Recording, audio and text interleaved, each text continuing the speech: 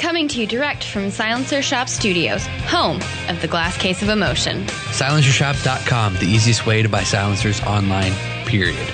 Stand by for education, enlightenment, enjoyment, and entertainment. He's not here to talk about your feelings. He's not here to say what you want to hear. He's here to say what needs to be said. Ladies and gentlemen, and children of all ages, please welcome your host, the pimp hand of America, Professor Paul Markle. Oh, man. Did you guys get enough of Cyber Monday? I got enough of Cyber Monday. I got enough of pretty much everything this weekend. That's one reason why we don't do Black Friday, Cyber Monday deals, is because your inbox is already full of 1,000 other ones. Yeah. And we don't want to take up one more spot in there. Well, we did that originally. We're like, oh, we should. People expect us to participate, so we should participate in these things. And then you do, and you realize that there's so much clutter and so much noise that you just get lost in it. And we don't have the money like Best Buy and to like bombard you with 1,000 emails and Facebook ads and stuff like that. So you're here. Right? Are you here? You here right now? Okay. Jared's here. I'm here. You're here. That makes it our time. So welcome to Student of the Gun Radio. Love someone tonight. Do you like that? No. Delilah, love someone tonight. Maybe I might do, if I decide not to do this, I can do a late night call-in show where we talk about relationships and emotions and stuff like that. I think that's a good idea. You should do it. I should do that. Because I am the pimp hand of America, and this country definitely needs a slap. No, every once in a while we'll be in a car. You're in a car once in a while? Yeah, every once in a while we'll be in a vehicle and we'll be traveling, and it's in the evening. And if for some reason we're not listening to a podcast, or yawn or whatever. You're not allowed to yawn. Yeah. Where were we? Were we coming back from Memphis or something? I don't know. We're scanning the radio stations and the Delilah show came up. If you guys aren't familiar with it, then just roll with it. But some of the calls, bless their hearts, I'm just like, really? I think what you need to do is you need to walk over there, open that door. You need to insert your right hand into the door jamb, and you need to slam it a couple of times, and then you just move on with your life. Or maybe your head. Stick your head in there, slam it so it knocks some sense into you. Slam it a few times, and I caught my boyfriend cheating on me, but I still love him, and what do you think I should do? I don't know. There's so many things I could say right now. Yeah, I was like, well, Paul, you just better stop and talk about gun stuff because if you go there, it's not going to be pretty. It's not going to be pretty at all. Now today we're going to talk about the Ohio State University incident and how it displays the complete idiocy of the American media and how you should not let yourself get involved in it. I know that you like to feel like you're helping. I know you do. Bless your hearts. You're out there and you feel like if I share this story on my Twitter feed or my Facebook feed or my whatever, if I share this story, then I'm helping. I'm helping people. No, you're not. Are you at Ohio State, like on the ground with a gun in your hand or a med kit? You're not. You're sitting in your den in South Carolina forwarding this story. You're not helping. Oh, come on, Paul, you're being mean.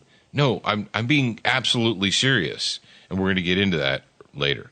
But right now, because it is Wednesday. I was going to ask you a question real quick. Go ahead. Since this show is probably going to be depressing, can I drop the fitness talk down to the bottom and end it with some motivation? No, I think what you need to do is pump everyone up because we have a Brownell's bullet points at the very end, and we'll talk about super happy fun stuff. So okay, so I'll do that. Yes. So let's go ahead and just perk me up with some King Julian because I want to hear him.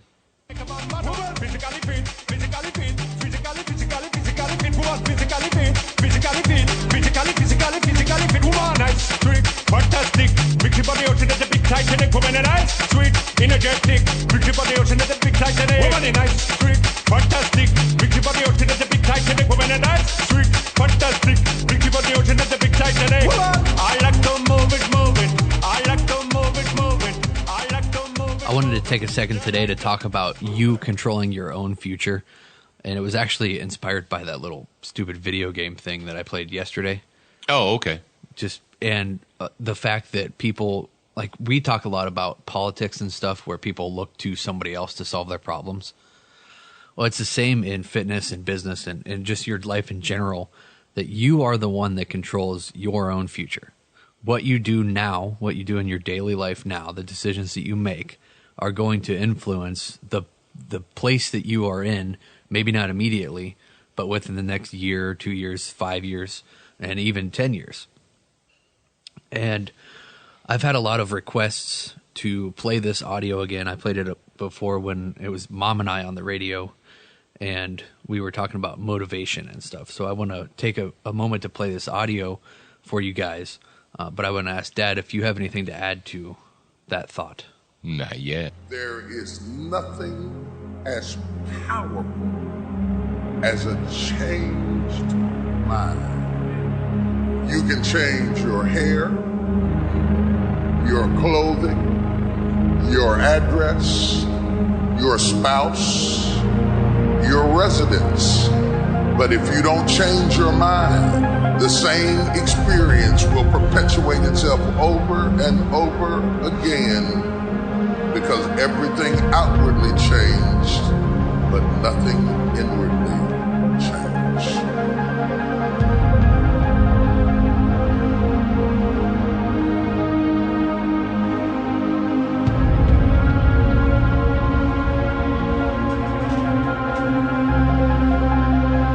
If you want something out of life, if you want to change yourself, if you want to acquire something, if there's some goal that you want to reach, changing your behaviors, overcoming negative habits, it's challenging. It's hard. Most people go through life never discovering what their talents are. Most people never develop their talents. The only thing that's going to make you happy, my friend, in this year or any other, is to step up.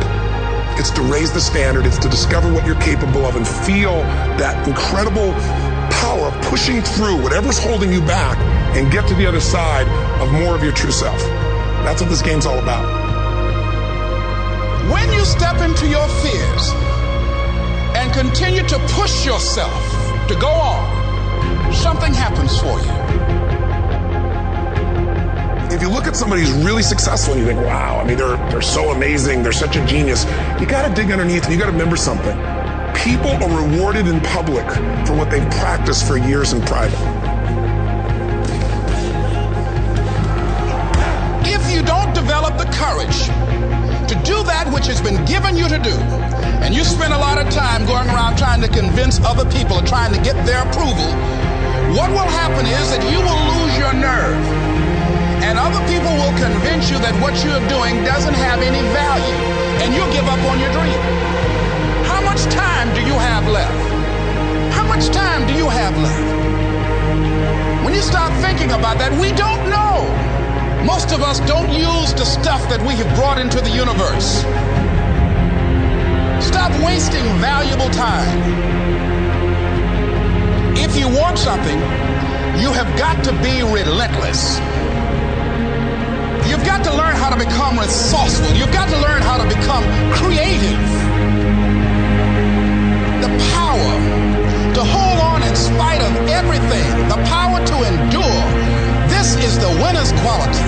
The hunger, the ability to face defeat again and again without giving up. This is a winner's quality. What this power is, I cannot say. All I know is that it exists, and it becomes available only when a man or a woman is in that state of mind in which he or she knows exactly what he or she wants and is fully determined not to quit until they find it. There's greatness in you, and you've got to learn how to tune out the critics outside and the critic inside. I'm going to harness my will, and I'm not going to let anything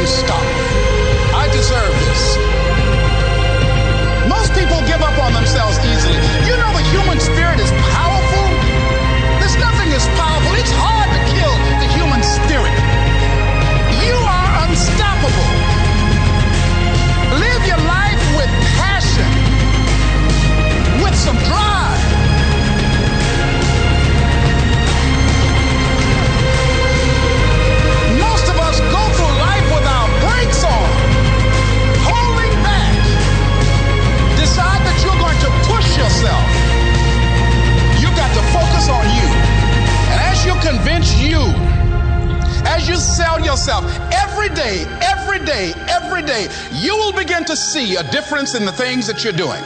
Selling yourself on your ability to perform a job, to achieve a certain objective. Telling yourself every day, here I go again. And I got what it takes. This is my day, and nothing out here is going to stop me.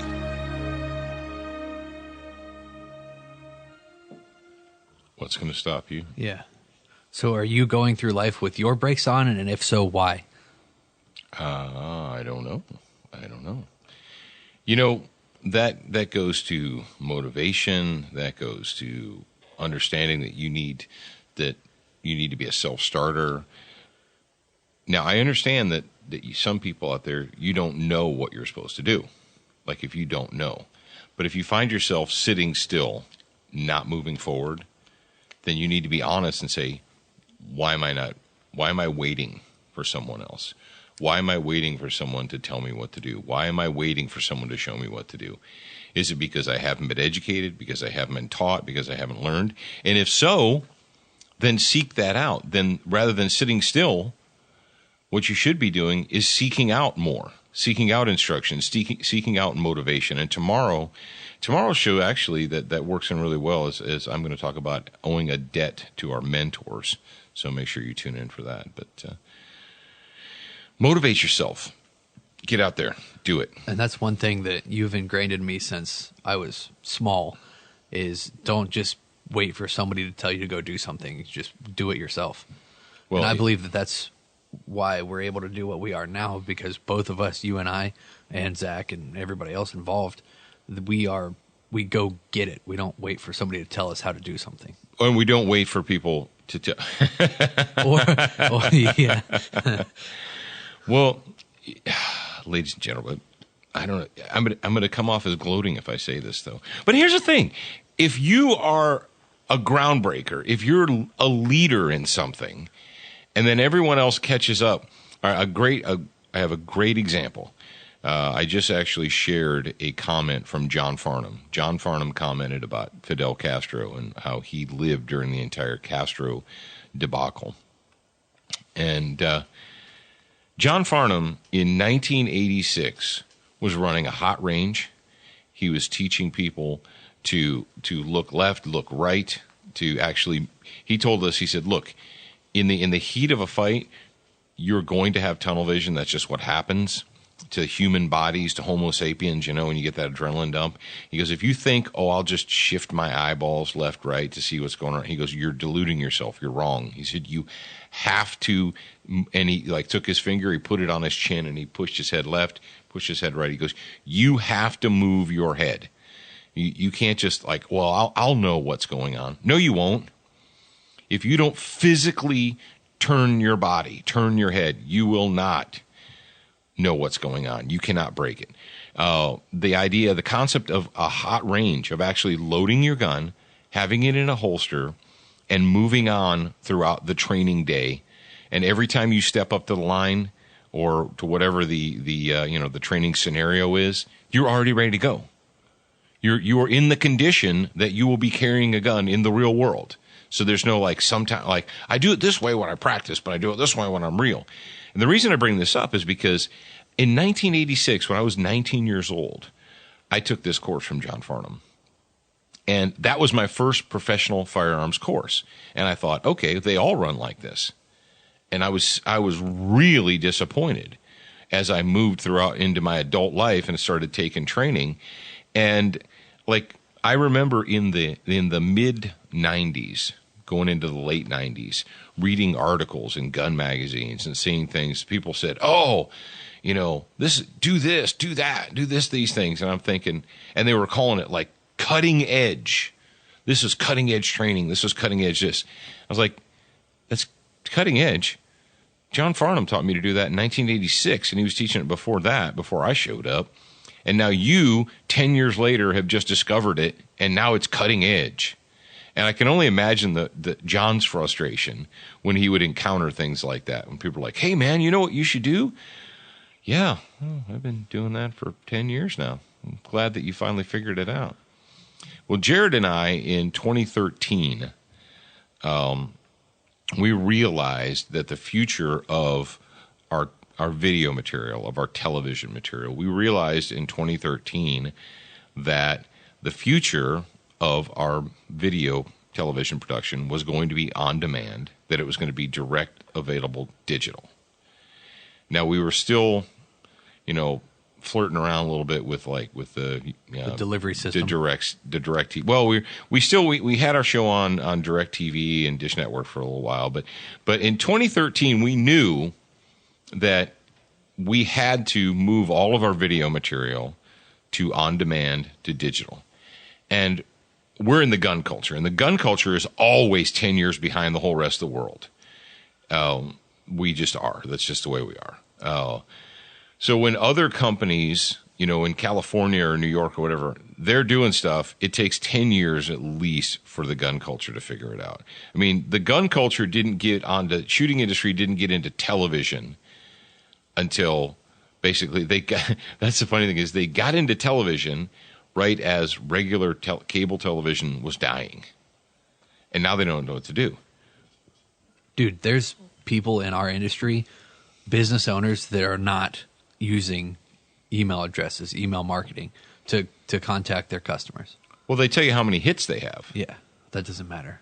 Oh, my website, when people say my website had 30,000 visitors. We had 30,000 visitors to our website last month. That's cool and all. Anybody can pay to get 30,000 visitors to your site, but what actions are they taking? Well, I said, well, man, 30,000 people visited our website last month. And I said, cool. How many of those people can you send an email telling them that you have a new product? And they go, well, 30,000 people visited our website. I'm like, yeah, I got that part.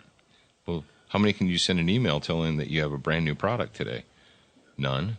And that's then 30,000 visits to your website means nothing. Yeah. Unless you're Coca-Cola. And that's another thing that people do is they're like, well, I'm sending people emails. I'm like, okay, cool. What are you sending them? Well, new product updates. Well, that's cool. They don't care. You have to send them something valuable. What is my point in all this? Well, my point in this is sometimes when you lead, when you get out in front, people don't appreciate it. And we just this morning, as we were preparing the show, we discovered that there's a new conservative radio and television network, and they're going to be an all-digital network, and very soon they're going to be available on Amazon Fire TV and Roku and Apple TV and the Google Play Store and the Apple Store. And you think mean kind of like we've been since? Yeah, when we first introduced this idea about almost 4 years ago now to the shooting industry. People literally laughed. People were like, we talked to, they said, well, I don't understand. How will people know to watch it? And we had a woman tell us, a woman who was marketing for the firearms industry say in 2013 that I don't think adults are ready to use the internet to watch their TV. I know teenagers use the internet, but I don't think adults are. It's frustrating, It's like, wow, I'm glad you people are finally, on board with us. All right, moving on. Let's go ahead and thank our friends at Crossbreed Holsters, the makers of the Super Tuck Deluxe, the most comfortable inside of the waistband holster you're ever going to wear. And you can check them out at crossbreedholsters.com. Frog Lube, it's green, it's minty fresh, it's a bio-based firearms lubricant, and it is indeed extreme. And you can also, they don't just make the lube, they also make the solvent, so you can clean your guns too, but it's all non-petroleum based. And it is not caustic, it is not poisonous, and it won't burn your skin, and it won't ruin the rifling or destroy your optics or anything like that. Century Arms, the sweetest smelling arms maker in the U.S. of A., makers of the RAS-47 and the C-39 V2, and very soon, keep your eyes peeled for the TP9 SF Elite pistol. Yeah, I'm excited. I am. I'm excited as well. And Duracoat. P.S. Jacob. Oh, yeah, he knows. Somebody across Earth Century is listening to this, and they'll go grab Jacob. If Jacob's not listening, then he's wrong. You know how he is. Yeah. You know how he is. He's busy. Yeah, he's busy. He's busy. He's doing stuff. Duracoat, because life is too short to have an ugly gun. And you can pick up Duracoat products from LauerWeaponry.com or from Brownells. Attention, new listeners. We produced a free training video series called 7 Training Tips That Could Save Your Life. We want you to have access to this life-saving information. Get instant access now at studentofthegun.com. Do you watch Student of the Gun TV, read the blog, and follow us on Facebook? If you answered no to any of those questions, you are wrong, but you can easily fix yourself. Go to studentofthegun.com to find everything SOTG. All right, there you go. And let's talk about the OSU thing. Okay, so here's what do we know. At the Ohio State University in Columbus, Ohio, there was, well, according to every report that broke on Monday morning, said that there was an active shooter. And you're like, well, that's terrible. That is an absolute terrible thing to have, with an active shooter, right? But was it an active shooter? Well, what do you mean, Paul? Now, when you say active shooter, you don't mean somebody that participates in IDPA or 3-gun, right? I mean, when they say active shooter, it's a pejorative. It's a bad thing, right? Back in the old, crazy olden days, when I was a police officer, they didn't have the term active shooter. That wasn't a cool term. The story was, or not the story, but the phrase that we used was in progress call. There was an in progress robbery, an in progress shooting, an in progress attack. It was basically just an in progress call. But then we came up with this cool vernacular that we called it active shooter, and active shooter drills, and active this and active that. And I'm like, okay.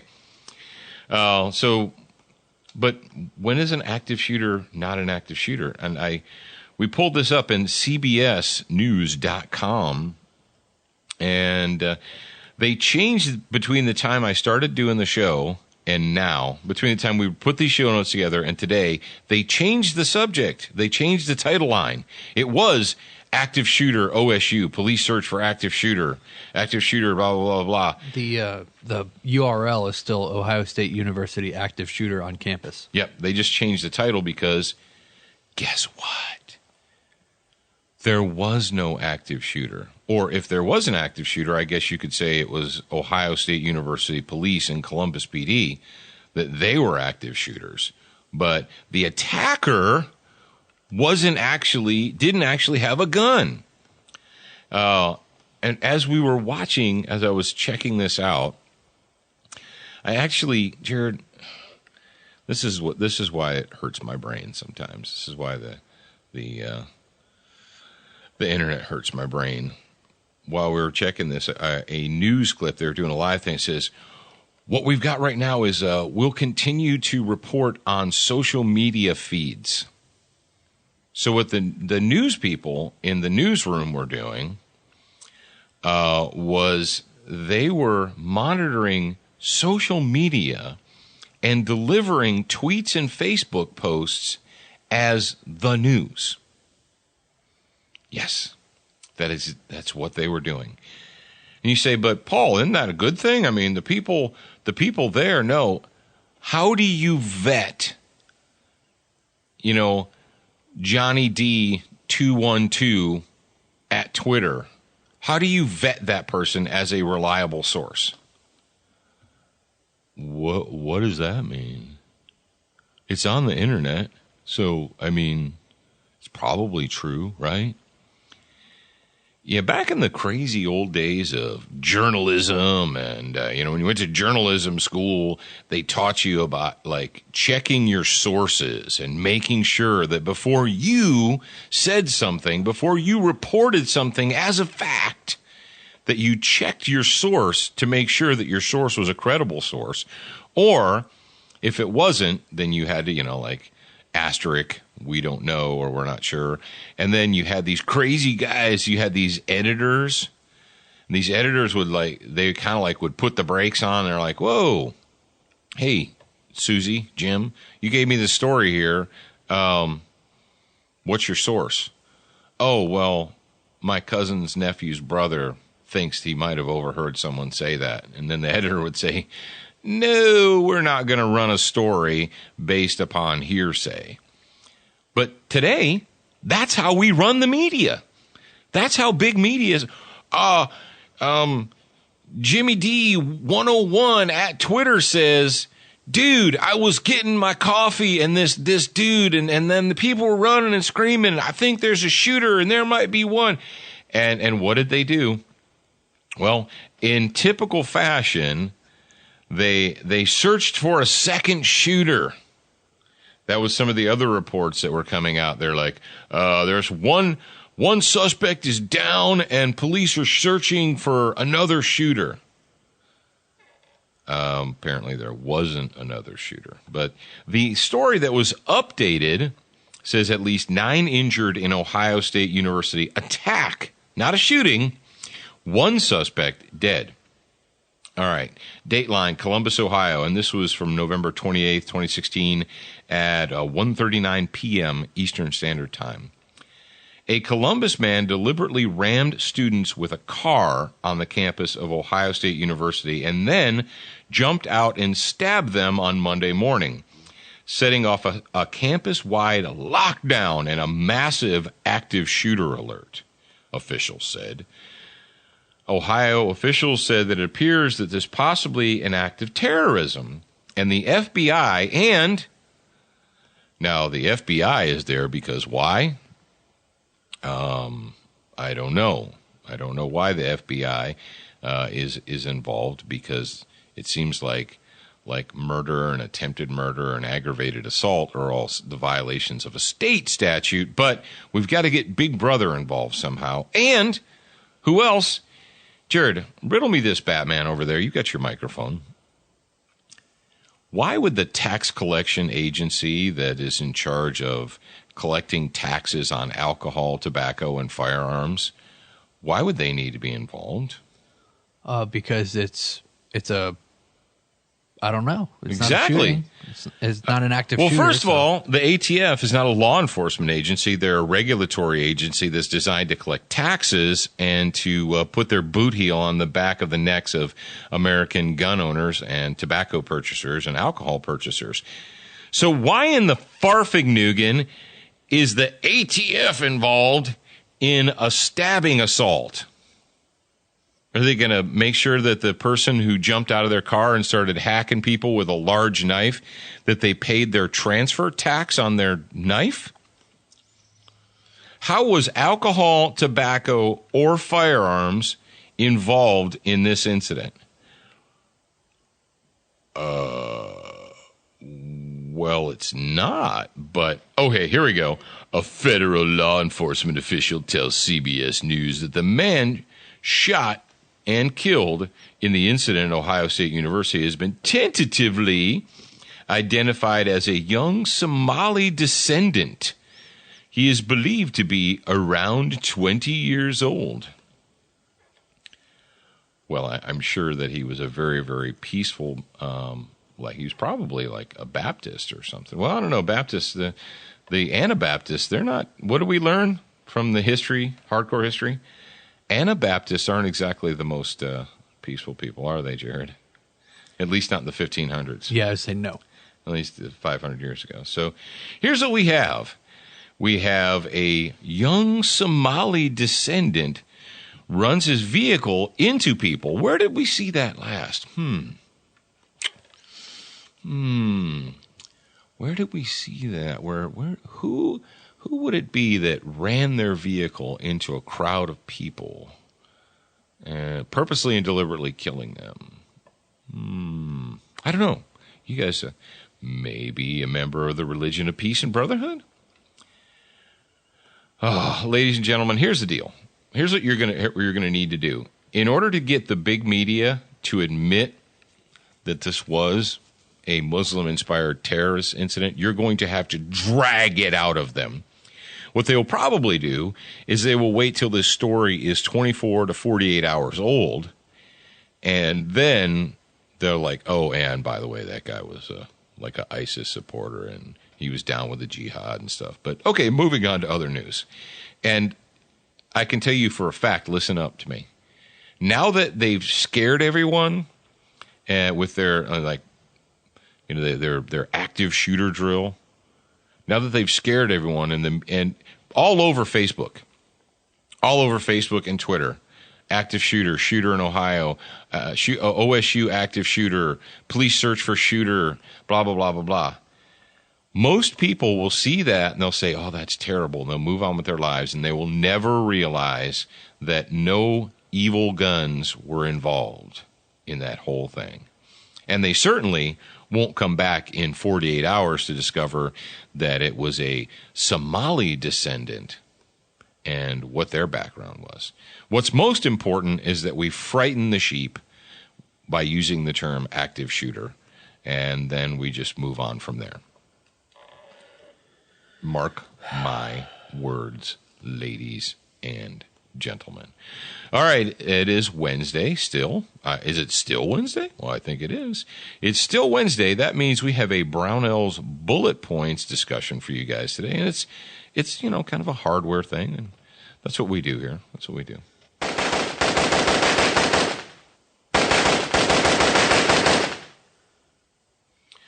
All right. We talked about it yesterday, but I'll talk about it a little bit more today. The Patriot Fire Team rifles. And this all started with me coming up with my Patriot Fire Team. I decided to do an AR-15 pistol project. And I did that, and I reported back on it. And I told you I got a lot of the pieces and parts. I told you we did a video, and we did an unboxing video and all that jazz. And a lot of the parts I got from Brownells, and I decided I was going to Duracoat it and all that. I thought, well, why not? Why stop there? So what I decided to do was I decided to do a full-sized rifle and then a carbine rifle as well. Now, both of the guns that I had, they were existing rifles that I previously owned. And what I did is I modified them a little bit. I put a new stock on the rifle, and I got some canted sights and what have you. But I believe that every patriot, every adult patriot in the United States of America should possess arms. And not only should they possess arms, but they should know how to use them, that they should take training to use those arms. And we have an opportunity right now. This is a golden opportunity for you, whether you realize it or not, because of the election of Donald Trump in 2016, because of the fact that we held on to both the House and the Senate, and we don't have to so much worry now about the insane liberal fascist coming forth. And we don't have to worry about having a liberal fascist as a president who's just going to take away our constitutional rights via executive order. And so I think the entire gun culture breathed a collective sigh of relief, right? Well, what does that mean to you now? Well, what it means to you now is that that you're going to be, as you peruse, whether it's brownells.com or whatever, your favorite local retailer, you're going to be able to find deals. Things are going to be on sale. Parts and components and rails and triggers and, sights and all the stuff that you wanted to put on your black rifle.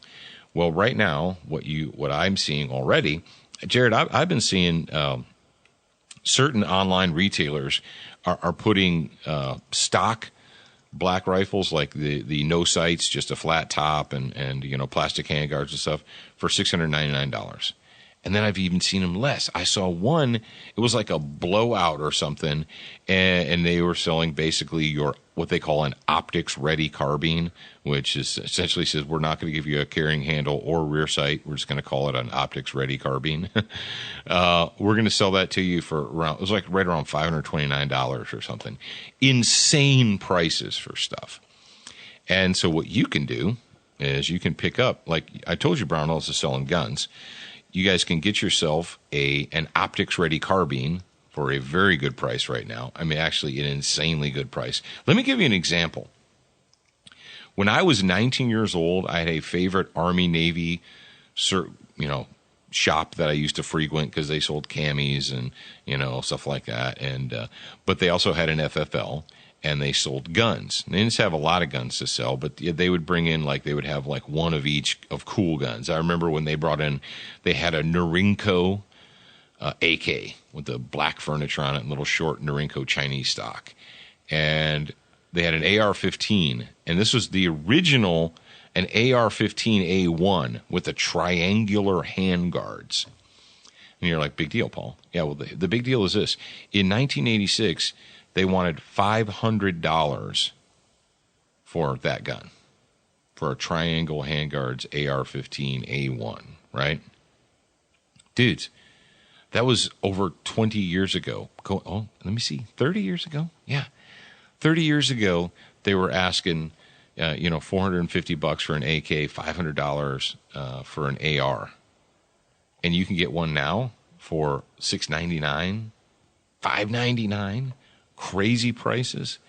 It's insane. You can pick yourself up one of those optics-ready carbines, and then because you are an American, if you want to put a different handguard, different pistol grip, different whatever, you can do it. So, and that's essentially what we did. The guns that are featured in the Patriot Fire Team rifles, they started out as just standard guns, and then I added a little thing here, and I said, well, I'd like to have this, like to have that. So check them out. Make sure that you're following us on the official Student of the Gun Facebook page, the official Student of the Gun Instagram page.